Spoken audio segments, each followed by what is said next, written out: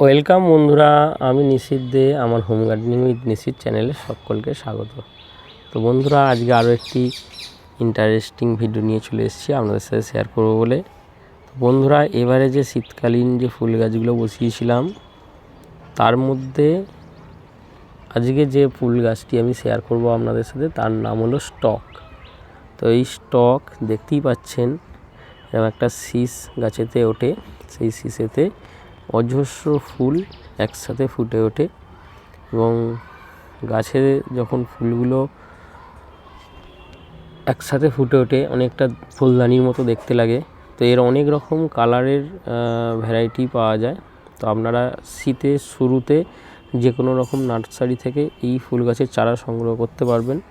প্রতি বছর এই গাছকে নতুন করে সংগ্রহ করতে হয় এবং করার পর আপনারা শীতের যেমন ফুল গাছ বসান সেইভাবে মাটি প্রস্তুত করে এই গাছগুলোকে যদি বসিয়ে দেন, তারপর যেমন শীতকালীন ফুল গাছের পরিচর্যা করেন সেইভাবে যদি করেন, তাহলে কিন্তু আপনাদের এই ফুল গাছও কিন্তু বাগানে আপনারাও করতে পারবেন এবং ঠিক এই পরিমাণে ফুল কিন্তু গাছেতে আসবে।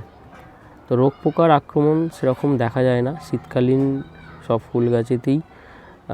ঠান্ডা যদি বেশি পড়ে তাহলে কিন্তু গাছের গ্রোথ খুব ভালো হয় এবং হালকা গরম আসার সাথে সাথেই কিন্তু গাছগুলোতে কুঁড়িতে ভরে যাবে এবং প্রচুর সংখ্যায় কিন্তু ফুল আসবে।